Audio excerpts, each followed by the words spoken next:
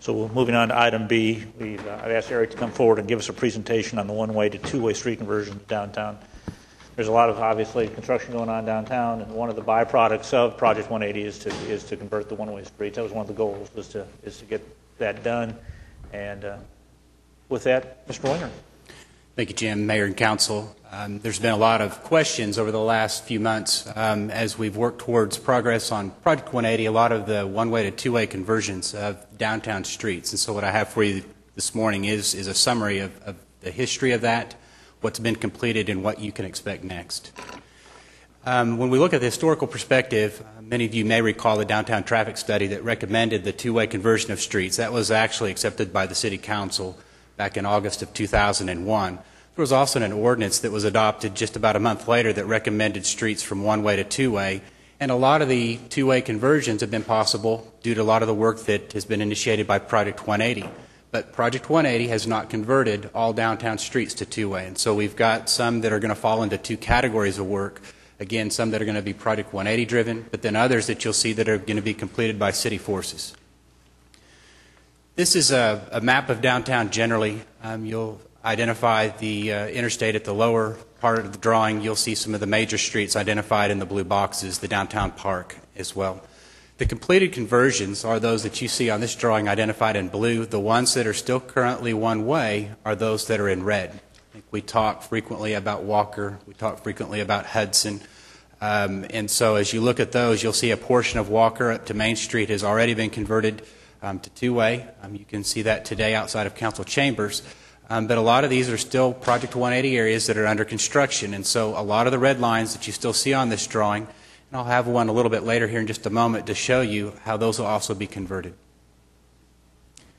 The recent two-way conversions, this is just a short list of those. Oklahoma Avenue from 2nd to 10th, Walker from 3rd to Main, Chartel and Lee Avenues from California to Main, Robinson Avenue, significant conversions there from Reno to Southwest 7th Street, Harvey Avenue from Main Street to 13th. And I think that's kind of a little known secret. I mean, Harvey is two-way today. It's one road that we probably don't travel often, but it has provided increased access into that area. These are some of those completed streets. This would be Northwest 4th and Harvey. You'll actually see the work that is there. Obviously, signalization is a major part of the two-way conversions. But some of the other things that we have to take in consideration are some of the street geometries. You see new lane striping, but we have to enhance signals and make sure that those are coordinated as well. So there's an intensive engineering aspect to this to make sure that that works. This next one is 5th Street and Harvey. And you're also starting to see some of what we call the sharrows that are being painted onto the streets. These are the shared lanes that are also accessed by vehicles and bicycles. This is Reno and Walker, and of course these are a lot of the Project 180 completed streetscapes as well, with the new landscaping, the new sidewalks, and the amenity zones. As we talk about upcoming planned two-way conversions, and again referencing back to the drawing that had a lot of the red on it, Walker Avenue from Main Street to 6th is actually a Project 180 work that is underway. We're expecting that completion just a little bit later this year. That would include the areas in front of City Hall all the way to 6th, where at that point Walker will be two-way north and south. Hudson Avenue from Reno to Robert S. Kerr. We've broken this into the next two items. You're going to see that completion a little bit sooner as it is a Project 180 project up to Kerr.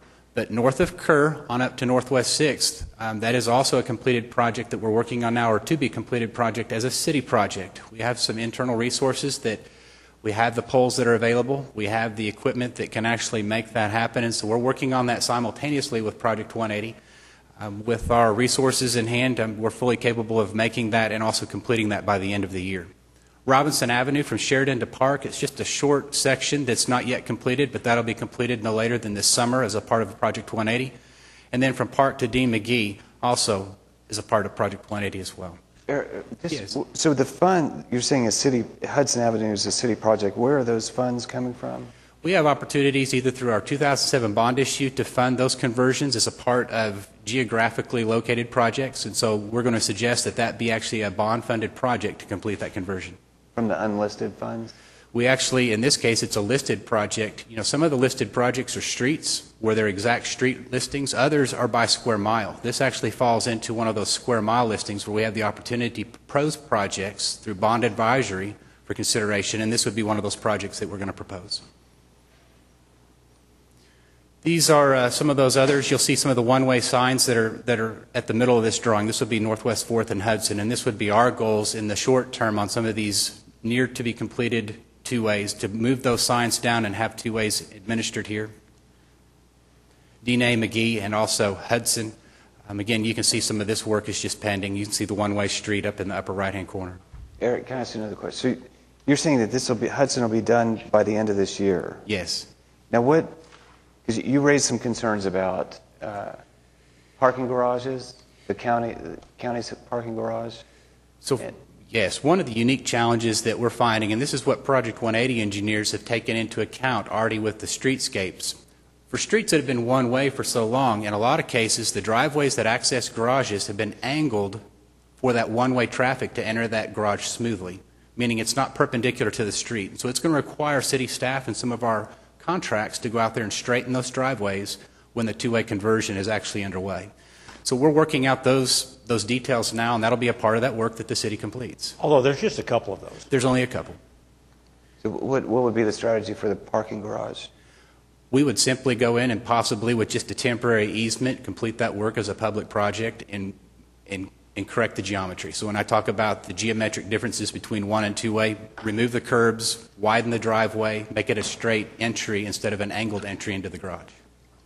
Can you still enter from both lanes, both directions, or are you going to limit that? No, the goal would be to have it accessible in both directions. Right now, it's only accessible from one direction. Right. Yes. Okay. So like other garages, either the New Devon garage or the Sheridan Walker garage, those all have straight entries that are already part of the street conversions. Some of the county garages we're going to have to adjust. But there may only be two of those, Mr. Dr. Reed, as we go forward. It's not a huge issue. Okay. So you don't need a study. Okay. No. There are some future two-way conversions, and as I get ready to show this next drawing to you, when we talk about Hudson Avenue, Southwest 7th to Reno, Broadway, Southwest 4th to 3rd, and then you'll also see 3rd, 4th, and 5th. These would be more in the Court Shore area from Western to Gaylord. Those are some longer-term conversions that we're going to have to consider. As you look at this next, some of these, this would be in that Court Shore area. You're seeing Union Station in the background. You can see the final building of the Postal Center there. These are all, again, as you look at 3rd Street, it's one way to the east. 4th Street's one way to the west. 5th Street's, again, one way to the east. The goal would be to look at those individually as conversions prior to actually doing the park project. They're obviously becoming an enhanced access point from Interstate 40, the new Interstate 40, for access and egress to downtown for like Thunder Games and other major downtown events. This is Broadway from 3rd to 4th. You can see the do not enter sign there. But ultimately, as we walk through these, the completed conversions, again, are in blue. This next slide shows those planned conversions. That would complete Walker, Hudson, and Robinson. Again, all that to be done by the end of this year, some of that sooner than that. But then the future conversions you'll see are located to the south of the downtown area, predominantly south of the old interstate, more or less in the Court Shore area. And we're going to be looking at city resources to make those conversions as necessary to enhance traffic. I think that we will walk slowly on these. I mean, some of these conversions, obviously, as we look at the downtown park, we'll want to look at some accessibility and coordination issues. But as those become available, we want to look at those and approach the City Council to move forward. Logistics, again, we mentioned using city forces and materials where possible. Obviously, we want to be wise in our expenditures, but it involves setting new traffic signal poles to accommodate two-way traffic, restriping of streets, in a lot of cases replacing signage. But the other issue is also ADA compliance. As we look at these enhancements and as we do street work, we're going to have to make sure that the ADA accessible ramps are compliant, that the walkways are compliant, so you can expect some additional sidewalks. Now, I wouldn't suggest that we're ready to move forward in areas with complete streetscapes. The Project 180 streetscapes are quite expensive, but we still need to make certain level of improvements as we look at the two-way conversion. So that's where we're at today. So I hope that's answered many of the questions. If you have others, I'd be happy to address those now. Your Honor, just a quick question. Yeah, Pat. The impact of Project 180 on the businesses, the construction areas has been significant. As we go forward with this project, can we take a little time, maybe a little extra time, to coordinate with the businesses so we can minimize financial impact on our business? We will do so. Okay. What's your, if you're able to recycle some of the traffic equipment, how much are we going to have to take from the 2007 bond to get this?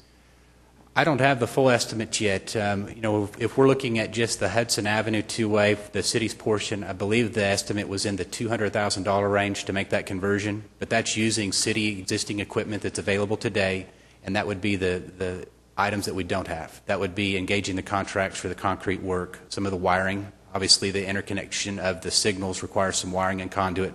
So those things that aren't recyclable, that would be that cost. All right. Eric, thanks. You're welcome.